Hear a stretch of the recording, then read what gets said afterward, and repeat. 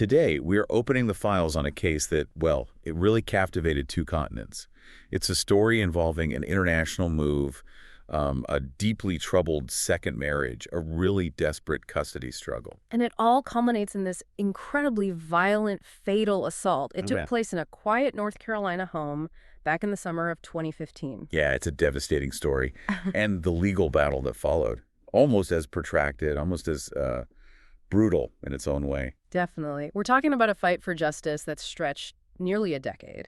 You know, starting with the death in 2015, going through trials, appeals. And finally ending with a highly controversial release just this year in 2024. Exactly. Our subject is Jason Corbett. He was an Irish father of two, killed in his own home in America.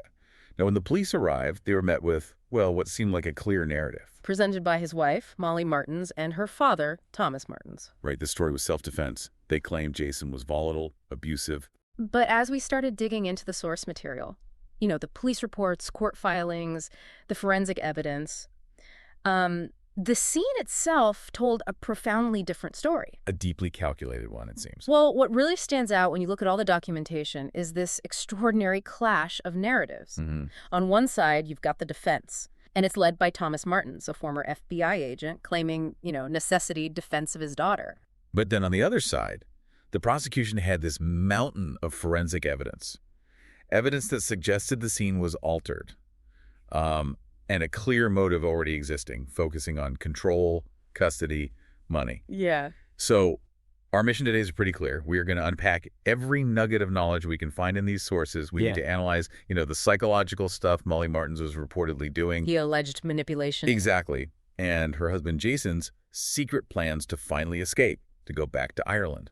And critically, we need to look at the microscopic forensic evidence that just, well, systematically dismantled the defense's claims. Which is what ultimately forced them into that plea deal, right? After their first conviction was overturned. Right. And for you, the listener, I think understanding this case means appreciating its strategic complexity.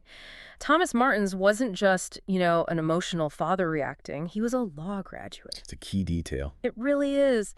The documents show his focus, even right after it happened, was on establishing a legal defense based on his state of mind.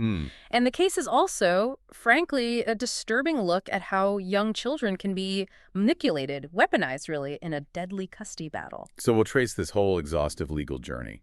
The death in 2015, that 2017 conviction, the appeal in 2021 that gave them a second chance, and then the 2023 plea deal that led to their release just months ago.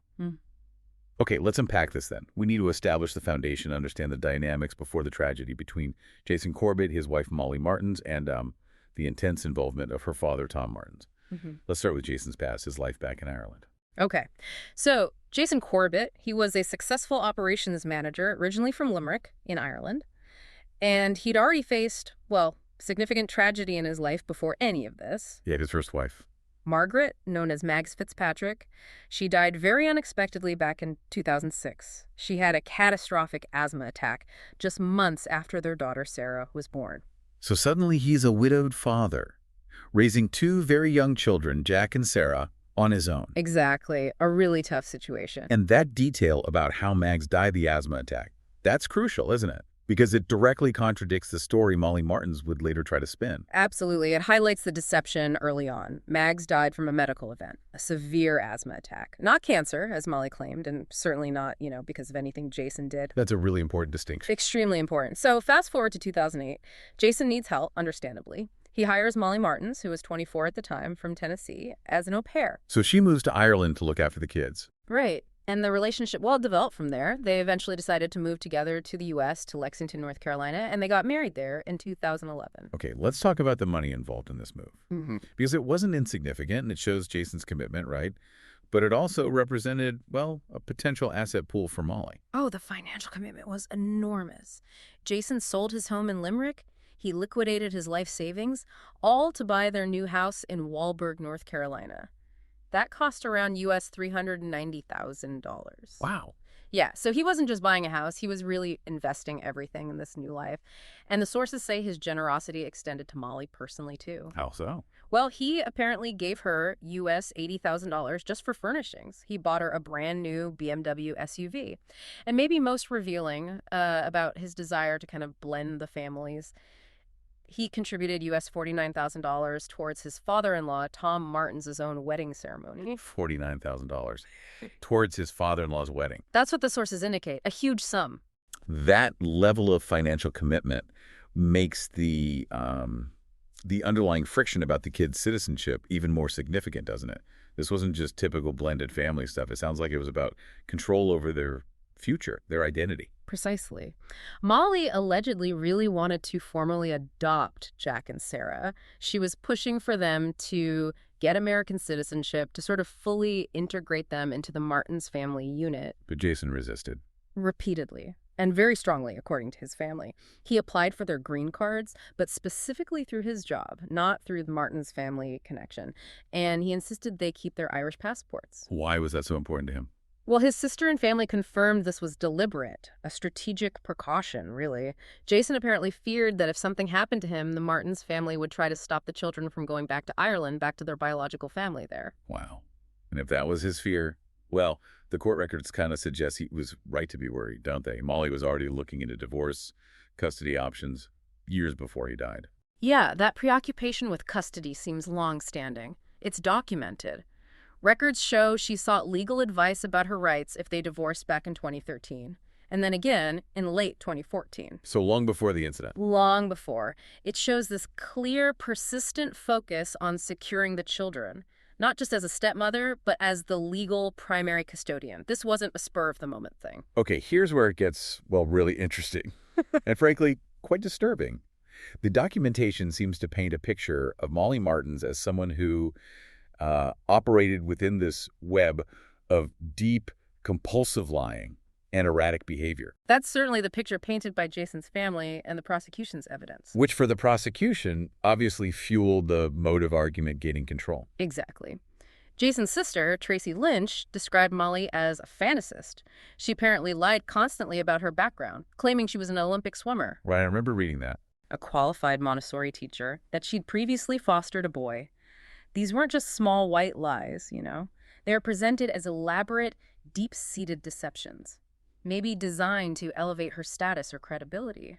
And the most chilling lies, as you mentioned earlier, were about Jason's late wife, Mags, telling friends they were pen pals, that Mags died of cancer.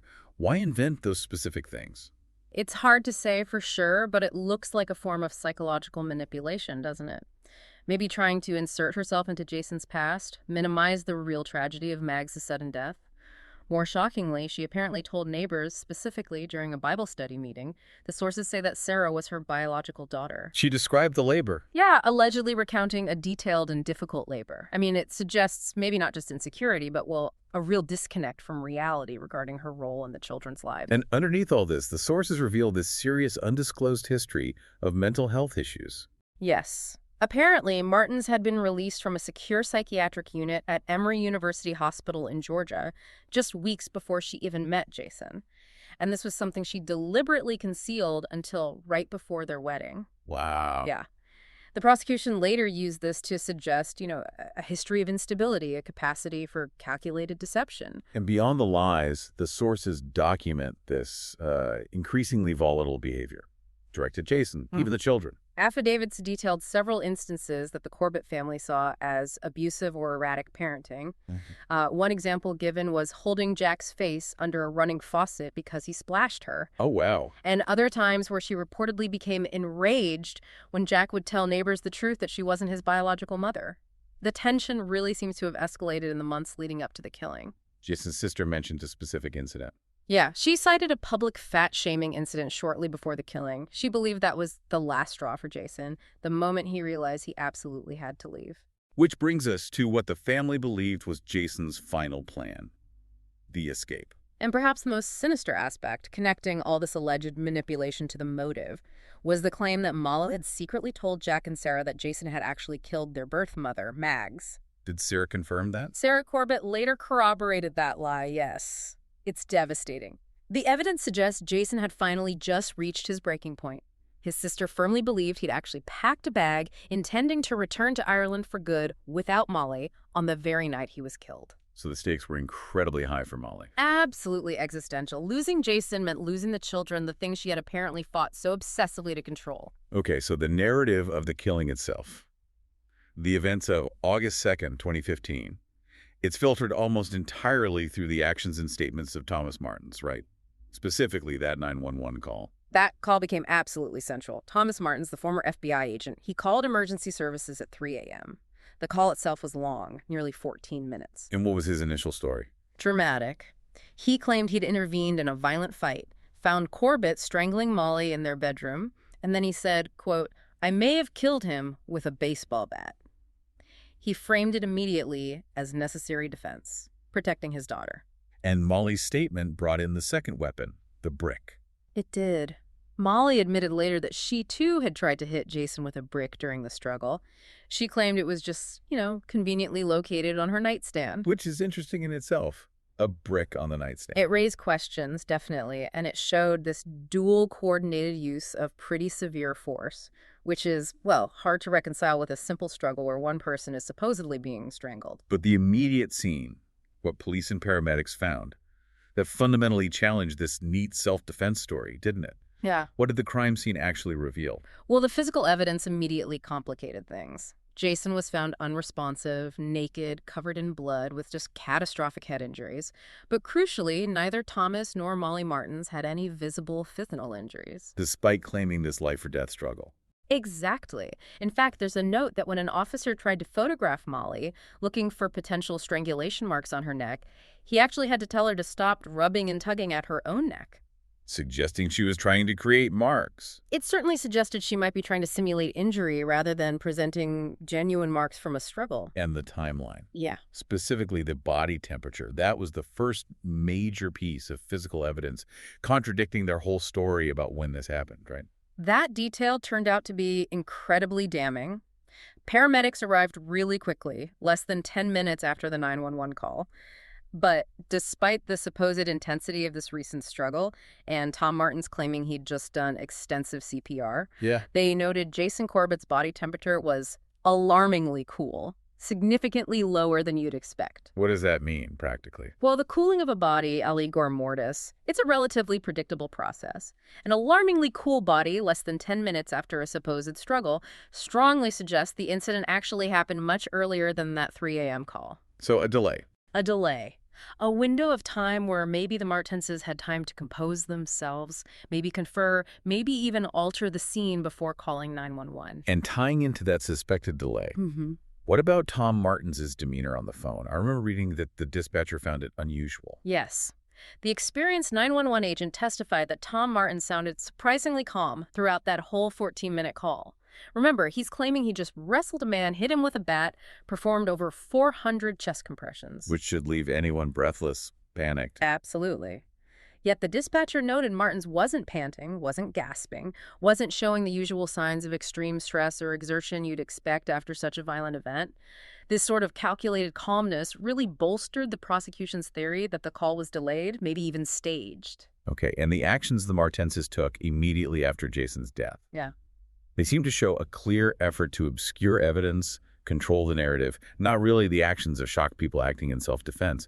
This is where the evidence suggesting calculation, if not outright premeditation, really starts to mount, within hours of being released from police custody. Hours. Molly hired industrial cleaners. The industrial cleaners. Yeah. She spent US $5,500 to have the house thoroughly cleaned of blood traces.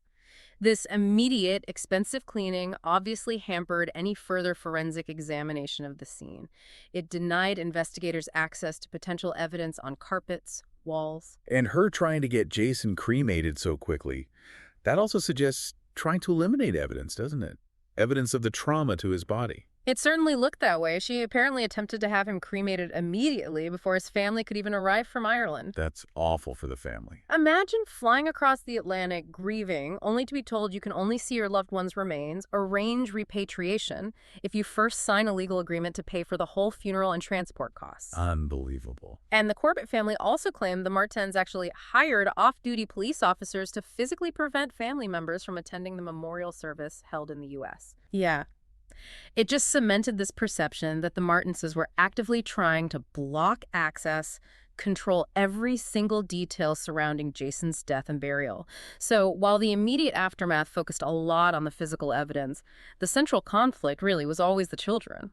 And the fight over Jack and Sarah, well, it further solidified the prosecution's arguments about the Martens' underlying motive. Which brings us right back to Jason's planning, doesn't it? Mm-hmm. Confirming his suspicions about Molly's intentions for custody. It really does. Jason had a will, written back in 2007, and he never changed it, even after marrying Molly.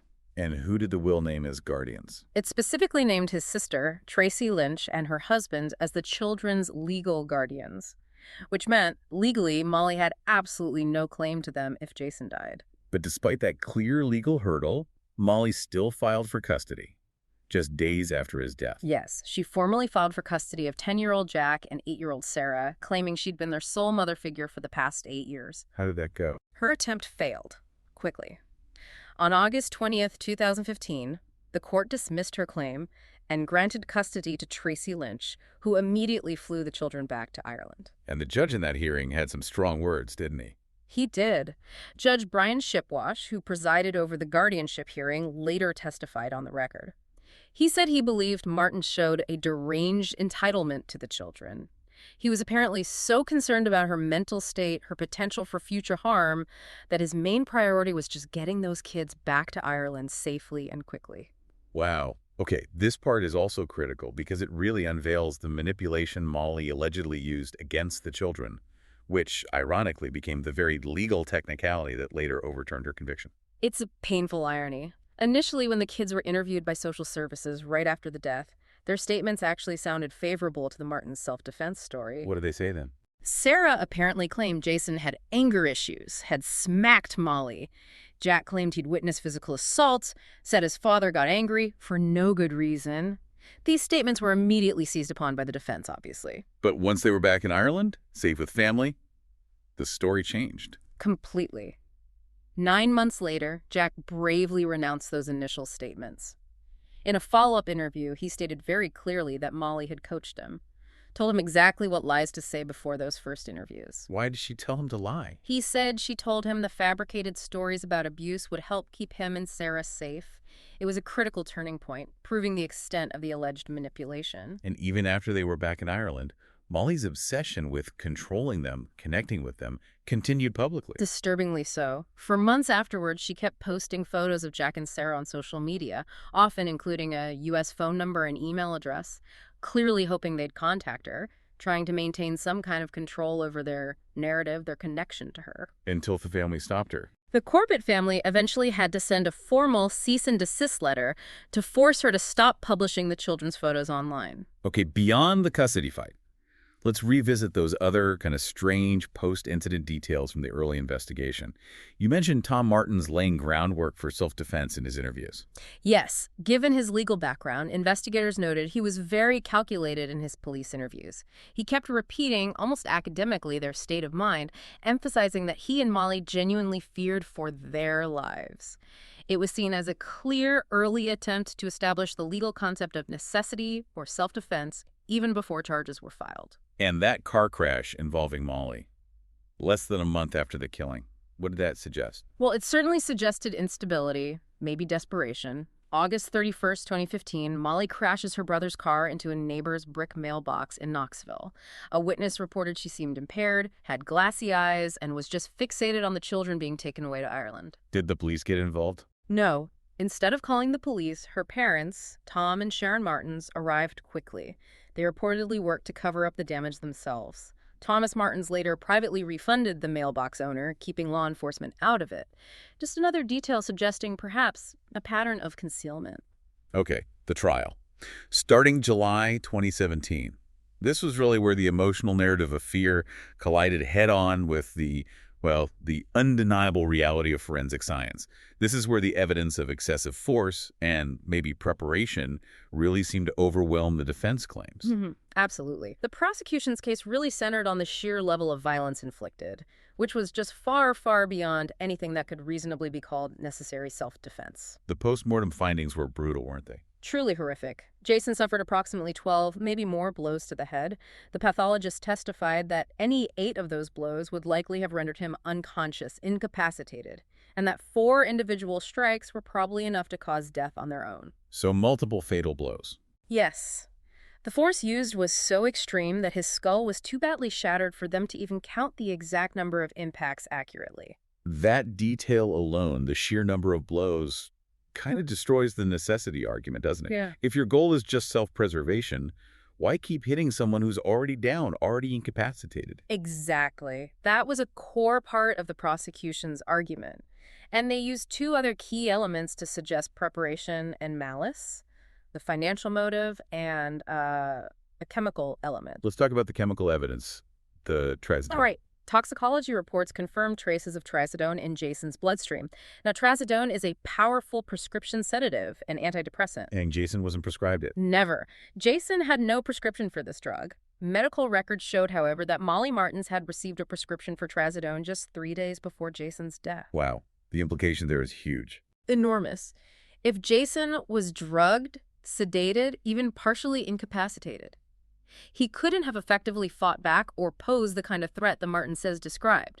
It completely counters the claim that Tom Martens had to intervene in this life-threatening struggle. It points strongly towards, well, premeditation, or at least a planned incapacitation before the fatal assault began. And speaking of planning, let's explicitly revisit the motive the prosecution put forward. Molly stood to gain financially, and more importantly, she'd get the kids. That was the argument. While she wouldn't inherit through Jason's will, she would inherit the marital home and all its contents. Plus, she was the beneficiary of a U.S. $600,000 life insurance policy. $600,000. Yeah. But above all, the prosecution argued the primary driver was custody. That deranged entitlement the judge mentioned. The financial gain, combined with eliminating the only person blocking her access to the children, that was presented as the clear, compelling motive. Okay, let's turn to the forensic evidence that really dismantled the standing fight narrative. The blood spatter analysis. This was probably the most devastating physical evidence against the Martens. Blood spatter analysis lets experts figure out the positions of the victim, the assailant, the force used. What did it show in this case? Well, the expert testified that blood spatters were found inside the layers of the quilt and deep into the mattress. Inside. What does that mean? It means the first catastrophic blows likely happened while Jason was lying down, maybe asleep, maybe already sedated, because the force needed to drive blood spatter that deep into the bedding requires the head to be pressed against those items when struck. Which immediately contradicts the defense claim that Tom walked in on a standing, violent strangling. Precisely, and there was more. The blood spatters found on the inside hem of Thomas Martens' boxer shorts, they painted an even clearer, grimmer picture.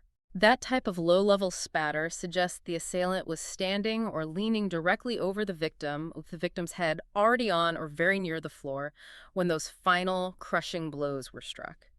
It implies Thomas Martens was quite possibly straddling or standing over Jason while delivering massive blows to a man already on the ground, defenseless. So if the defense was claiming self-defense, how did they even try to counter this overwhelming physical evidence? The spatter, the number of blows, the trazodone? Well, they largely tried to discredit the expert methodologies, challenge the interpretations, but the physical evidence itself was just incredibly compelling. They focused heavily on the legal argument that the prosecution failed to prove malice. Can you explain malice for the listener? Sure. Malice is a key ingredient for second-degree murder. It basically means acting with wickedness or extreme recklessness or depraved indifference to human life. But it doesn't require the sort of cool, calculated planning needed for first-degree murder. The defense argued that if Tom Martens was acting in the heat of passion, protecting his daughter, then malice didn't exist legally. Despite the defense's technical arguments, Thomas Martens actually took the stand. What did he say, and how did that end up hurting his case? He stuck to his original story. Walked in, saw Jason with his arm around Molly's throat, heard him threaten, "I am going to kill her." He claimed necessity, fear for his daughter's life, fear for his own. But the cross-examination was tough. Very. Under cross-examination, he made some crucial admissions that really shredded his credibility. Martens admitted he had never witnessed or even been told of any previous domestic violence incidents between Jason and Molly before that night. So not rushing in to save her from a known abuser. Exactly. It completely undercut that narrative. And he also admitted his own personal feelings towards Jason. Yes. He admitted he'd advised Molly to seek a divorce because, in his view, Jason did not measure up to her standard. And he personally stated, under oath, that he hated his son-in-law. Wow. Saying you hated the man you just beat to death. That admission of hatred, combined with the forensic proof of such excessive, brutal violence, It just reinforced the prosecution's argument for malice. It suggested Tom Martens wasn't just acting out of protection, but maybe out of opportunity, fueled by this deep-seated contempt. And Molly, did she testify? No. Molly Martens exercised her constitutional right to silence. She did not testify at the first trial. So despite all the defense efforts, that first jury in 2017, they were not persuaded by the self-defense story at all. The strength of the forensic evidence just made their decision pretty quick, pretty decisive. Yeah, after less than 4 hours of deliberation, that was August 9th, 2017, the jury found both Thomas Martens and Molly Martens Corbett unanimously guilty of second-degree murder. And they were sentenced accordingly. A minimum of 20 years, maximum of 25 years in prison. That swift verdict really confirmed the jury just didn't buy the story that Jason attacked Molly, or that the incredible level of force used could ever be justified as self-defense. And jurors commented afterwards, didn't they, about Molly's demeanor? They did. Some jurors later commented they found Molly seemed highly manipulative. They noted she only really displayed strong emotion, crying loudly when evidence about the children was being discussed, not when viewing the horrific photos of Jason's body. So justice seemed served at that point. But this is where the legal system introduces that profound technicality centered, again, on the children's testimony. That derailed the whole thing. This is the really tragic turning point in the legal story. In 2021, the North Carolina Supreme Court, in a close 4-3 decision, ruled to quash those convictions. Right. They ordered a completely new trial. And the reason wasn't lack of evidence. No, not at all. It was a procedural error related to evidence admissibility. The trial judge had excluded certain statements the children made to investigators right after the death. The very statements Jack later retracted, saying he'd been coached by Molly. So why were those statements excluded initially? It seems confusing if they were potentially relevant. Well, it likely boiled down to rules of evidence, probably related to hearsay and reliability. Given the children's age at the time, the trauma, and the high likelihood of immediate coaching or coercion, especially since Jack did later recant, the trial judge deemed those initial statements unreliable or inadmissible. But the Supreme Court disagreed. The majority on the Supreme Court decided that even if those statements were suspect, the defense should have been allowed to present them to the jury. They argued that excluding them violated the Martens' constitutional right to present a complete defense, that it unduly prejudiced their self-defense claim. So, new trial granted. That technical reversal must have put the prosecution in an incredibly difficult position, facing a whole new trial, potentially years later, where the defense could now use those initial retracted statements. It was a massive gamble for the state. A new trial is expensive, emotionally draining for the victim's family, and there's always the risk of acquittal. If the Martens were acquitted the second time around, that would be it. Justice denied completely. But then the children, Jack and Sarah, stepped up again. They did. Now older, teenagers, clearly more articulate and understanding the stakes.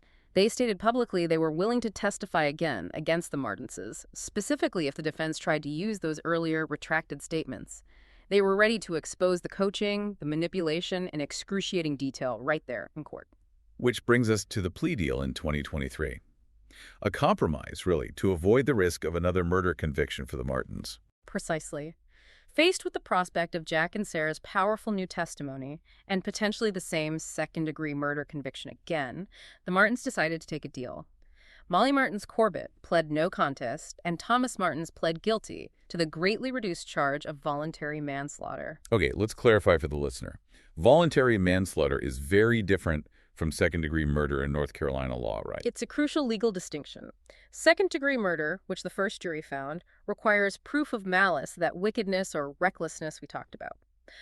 Voluntary manslaughter, however, is defined as an intentional killing done without malice, usually committed in the heat of passion, resulting from adequate provocation. So, by accepting this plea, By accepting the plea, the Martens essentially conceded they intentionally used excessive force that led to Jason's death, but they legally denied acting with the malice or premeditation required for murder. They admitted responsibility for the death, but framed it as an overreaction in the heat of the moment, not a malicious killing. and the sentence reflected that huge reduction, which must have infuriated Jason's family. Absolutely. They were sentenced to between 51 and 74 months. But because they'd already served over 4 years while waiting for the appeal and retrial process, They only had to serve a little more time. just an additional 7 months in prison, which led to their release in June 2024. A stark contrast to the original 2025-year sentence. That final sentencing hearing, though, It did provide a moment for the victims to finally speak their truth, unfiltered. It was incredibly emotional, by all accounts.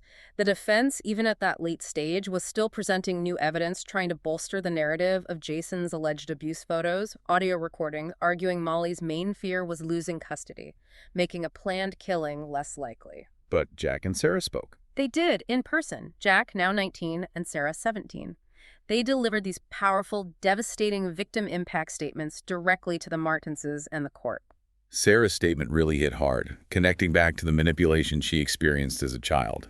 She described years of intensive therapy she needed because her words, her statements as a traumatized young child, had been deliberately twisted and weaponized to help the people who killed her father evade punishment. She said Molly showed zero remorse, took off her wedding ring almost immediately after Jason's death, and cruelly told Sarah, an 8-year-old, to just get over it. Just awful. And Jack's statement. Jack called Molly a monster. He said she had abused him emotionally and psychologically and had actively weaponized his own coerced statements in her effort to get away with killing his dad. He used this really powerful phrase, saying he felt like he was just a piece on her chessboard. How did Molly react to that? Reports say Molly sobbed loudly throughout their statements, and at one point apparently just laid her face down on the defense table as the children delivered these incredibly painful truths. So, as you can imagine, the release of Molly and Tom Martens in June 2024 sparked pretty intense public outcry, especially from people who were involved in the original investigation and trial. Yeah, the former Davidson County Sheriff David Grice, he was quite vocal, wasn't he? He was. He commented publicly that he felt the Martens got off with a slap on the wrist. His take was basically that the family had the financial resources to just keep appealing, spend enough money on appeals until the courts got worn down and accepted their last appeal. Kind of implying the system was worn down rather than convinced. And Jason Corbett's daughter, Sarah, how does she react publicly? Sarah expressed, understandably, profound disappointment in the final outcome. But she also maintained her certainty that justice, in the moral sense, was on her side. She stated that if the Martens had faced a retrial, she was confident they would have been found guilty again, pointing to their acceptance of the plea deal as evidence they knew they couldn't win. And the family emphasized the manipulation. The Corbett family consistently highlighted how Molly Martens had relentlessly put Jack and Sarah into the center of her bid to evade justice with a web of lies. That weaponization of the children remained central to their view of the injustice. And now the narrative complexity continues, doesn't it? Because the Martens themselves are actively participating in shaping their own public image. That's right. There was a Netflix documentary released, A Deadly American Marriage, in May 2025. And it features interviews with both Molly and Tom Martens. Which gives them a huge platform. A huge platform to present their version of events, yes. It raises all sorts of interesting questions about, victimhood narratives, self-promotion after conviction, and how it further muddies the public perception of a case that already had conflicting stories. But it's important to note, even people involved in the prosecution used that documentary platform to reinforce their view of the calculation involved. Yes, the former district attorney, Alan Martin, he actually theorized in the documentary about Molly's possible original intent. He suggested she might have planned to stage the domestic incident, not necessarily to kill Jason, but specifically to get grounds to apply for a protective order. And getting a protective order would help with custody. Exactly. Securing a protective order could have allowed her to file for emergency custody of the children. Martin's theory suggests a highly calculated, pre-planned action, maybe aimed at custody rather than murder initially, but one that tragically and fatally escalated when Thomas Martens intervened with such overwhelming, unnecessary force. So when you step back, this case is just such a painful example. You have these deeply disturbing facts.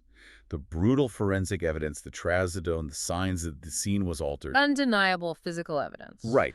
And yet all of that can be obscured or at least mitigated legally by procedural missteps like those excluded children statements and by a really aggressive, well-funded legal strategy from the Martens family. We've unpacked the financial motives, the alleged systematic manipulation of the children, the blood spatter evidence that just shattered the self-defense story, that bizarre calmness of Tom Martens on the 911 call. Yeah. All of that taken together, it paints a picture so far removed from a clean, necessary act of self-defense. So as we wrap up this deep dive, maybe something for you, the listener, to consider is the implication this case has for our understanding of the legal system. The first jury, the one that heard all the primary evidence back in 2017, they clearly did not believe the self-defense argument was plausible. The forensics suggested the scene was tampered with. Yet the final outcome was this greatly reduced charge of voluntary manslaughter and a very short, effective sentence, secured only through a plea deal prompted by a technical appeal. What does that reveal about the capacity of our justice system to achieve real closure? Especially for victims like Jack and Sarah, who literally had their childhood memories, their trauma, weaponized against them in the process. It really leaves you pondering that significant, sometimes vast, difference between legal finality, the case being closed, and actual justice being served.